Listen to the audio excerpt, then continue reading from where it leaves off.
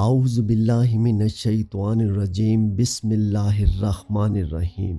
محترم ناظرین السلام علیکم۔ آج کی ہماری ویڈیو کا موضوع ہے کہ جب حضرت نوح علیہ السلام کے زمانے میں ساری دنیا غرق ہو گئی تھی تو شیطان کیسے زندہ بچ گیا تھا، وہ کون سی وجہ تھی جس سے شیطان زندہ بچ گیا تھا، آئیے آج کی ویڈیو میں جانتے ہیں۔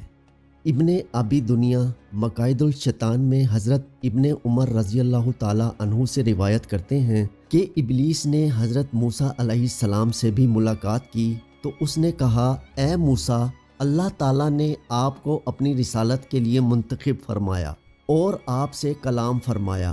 میں بھی خدا کی مخلوق میں سے ہوں، میں نے گناہ کیا ہے اور اب میں توبہ کرنا چاہتا ہوں، لہٰذا آپ اپنے پروردگار و برتر کی بارگاہ میں میری سفارش کریں کہ وہ میری توبہ کو قبول فرمائے۔ چنانچہ موسیٰ علیہ السلام نے اپنے پروردگار کی بارگاہ میں دعا فرمائی تو اللہ تعالیٰ نے فرمایا، اے موسیٰ، میں نے تیری حاجت پوری کر دی۔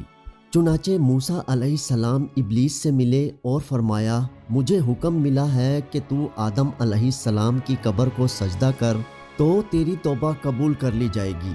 ابلیس نے تکبر کیا اور غصے میں آ کر کہنے لگا، میں نے اس کو زندگی میں سجدہ نہیں کیا تو کیا اب ان کے مر جانے کے بعد انہیں سجدہ کروں گا؟ ہرگز نہیں۔ پھر ابلیس نے کہا، اے موسیٰ، میرے حق میں اپنے رب کے حضور آپ کی سفارش کرنے کی وجہ سے آپ کا مجھ پر کچھ حق ہے، لہٰذا آپ 3 مواقع پر مجھے ضرور دیکھیں گے۔ وہ تینوں جگہیں ہلاکت کی جگہیں ہیں۔ پہلا، غصہ کے وقت آپ مجھے دیکھیں گے، اس لیے کہ اس وقت میرا چہرہ آپ کے چہرے میں ہوگا اور میری آنکھیں آپ کی آنکھوں میں لگی ہوں گی اور میں اس وقت آپ کے خون میں دوڑ رہا ہوں گا۔ دوسرا، 2 لشکروں اسلام اور کفر کے درمیان جنگ کے وقت بھی مجھے یاد کریں، اس وقت بھی میں ہی انسانوں کے آس پاس ہوتا ہوں اور اس کو اس کی اولاد، بیوی، بچے یاد دلاتا ہوں تاکہ وہ پیٹھ دکھا کر بھاگ جائے۔ تیسرا، نامحرم عورتوں کی مجلس میں بیٹھنے سے بھی، لہٰذا نامحرم عورت کی مجلس میں بیٹھنے سے آپ گریز کریں، کیونکہ میں اس کا اور آپ کا اس کے پاس قاصد بنا ہوتا ہوں۔ جب حضرت نوح علیہ السلام کی کشتی لنگر انداز ہوئی تو آپ نے ابلیس کو کشتی کے پچھلے حصے میں دیکھا تو آپ نے اس سے فرمایا، اے ابلیس، تو تباہ ہو جا، تیری وجہ سے زمین والے غرق ہو گئے، تو نے ہی ان کو تباہ کیا ہے۔ ابلیس نے کہا، تو میں کیا کروں؟ نوح علیہ السلام نے فرمایا، تو توبہ کر لے۔ اس نے کہا کہ پھر آپ اپنے پروردگار سے پوچھیں کہ کیا میری توبہ قبول ہو سکتی ہے؟ حضرت نوح علیہ السلام نے اپنے رب کے حضور دعا کی، اللہ تعالیٰ نے آپ کی طرف وحی نازل فرمائی اور فرمایا کہ اس کی توبہ کی صورت یہی ہے کہ وہ آدم علیہ السلام کی قبر کو سجدہ کر لے۔ حضرت نوح علیہ السلام نے ابلیس سے فرمایا، تیری توبہ مقرر ہو گئی ہے۔ اس نے پوچھا، وہ کیا ہے؟ نوح علیہ السلام نے فرمایا، تو آدم علیہ السلام کی قبر کو سجدہ کر لے۔ اس نے کہا، میں نے زندگی میں سجدہ نہیں کیا تھا تو کیا ان کے مر جانے کے بعد میں ان کو سجدہ کروں گا؟ حضرت ابن عباس رضی اللہ تعالی عنہ سے مروی ہے، وہ فرماتے ہیں کہ کشتی نوح علیہ السلام میں سب سے پہلے چیونٹی داخل ہو گئی اور سب سے آخر میں گدھا داخل ہوا۔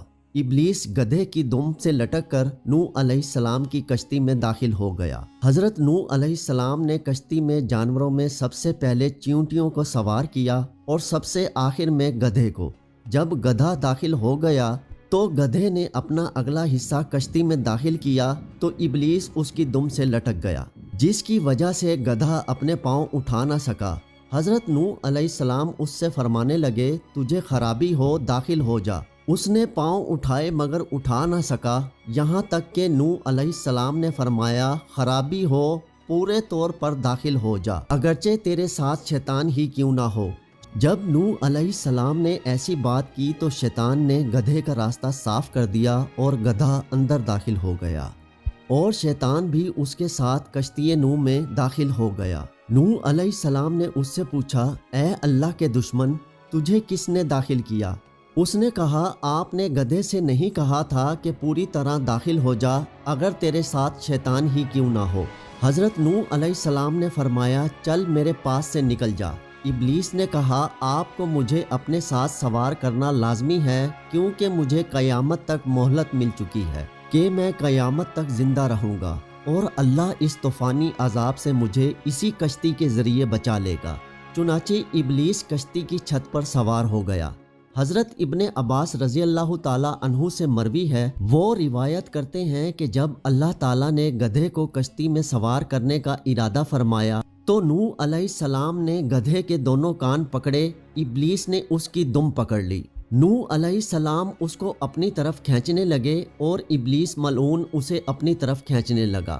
حضرت نوح علیہ السلام نے فرمایا، اے شیطان داخل ہو جا، تو گدھا داخل ہو گیا اور ابلیس بھی اس کے ساتھ داخل ہو گیا۔ جب کشتی روانہ ہو گئی تو ابلیس اس کی دم میں بیٹھ کر گانے لگا۔ نوح علیہ السلام نے اس سے فرمایا، تجھے خرابی ہو، تجھے کس نے اجازت دی؟ ابلیس نے کہا، آپ نے۔ نوح علیہ السلام نے پوچھا، میں نے کب اجازت دی؟ ابلیس نے کہا، جب آپ نے گدھے سے کہا اے شیطان داخل ہو جا، چنانچہ میں آپ کی اجازت سے داخل ہو گیا۔ ایک اور جگہ روایت ہے کہ ابلیس کشتی میں سوار ہونے کے لیے آیا تو نوح علیہ السلام نے اسے دفع فرما دیا۔ ابلیس نے کہا، اے نوح، مجھے تو مہلت مل چکی ہے اور تمہارا مجھ پر کوئی بس نہیں چل سکتا کیونکہ اللہ تعالیٰ نے مجھے قیامت تک زندہ رہنے کے لیے مہلت دے دی ہے، آپ مجھے بیٹھنے سے منع نہیں کر سکتے۔ نوح علیہ السلام نے جان لیا کہ وہ اس بات میں سچا ہے، اس لیے نوح علیہ السلام نے ابلیس کو بیٹھنے کی اجازت دے دی کہ کشتی کے بانس پر جا کر بیٹھ جا۔ چنانچہ اس طرح ابلیس نوح علیہ السلام کی کشتی میں سوار ہو گیا۔ جہاں ساری دنیا غرق ہو گئی وہاں ابلیس حضرت نوح علیہ السلام کی کشتی میں سوار ہو کر بچ گیا۔ محترم عزیز دوستو، آپ کے ذہن میں یہ سوال ضرور ہوگا کہ ایسا کیوں ہوا؟ اس کا جواب یہ ہے کہ اللہ پاک نے ابلیس کو قیامت تک زندہ رہنے کی مہلت دے رکھی ہے، اور جب تک قیامت برپا نہیں ہو جاتی ابلیس زندہ رہے گا۔ اس لیے اللہ پاک نے طوفان نوح علیہ السلام کے وقت بھی ابلیس کو کشتی میں سوار کرنے کا حکم دیا اور ابلیس بچ گیا۔ میں امید کرتا ہوں کہ ویڈیو آپ دوستوں کو پسند آئی ہوگی۔ میرے اپنے YouTube کے دوستوں سے گزارش ہے کہ اس ویڈیو کے آخر میں اپنی قیمتی رائے کا اظہار ضرور کیجیے گا۔ آپ کی قیمتی رائے میرے لیے حوصلے کا باعث بنتی ہے۔ اپنا ڈھیر سارا خیال رکھیے گا اور مجھے اپنی دعاؤں میں یاد رکھیے گا۔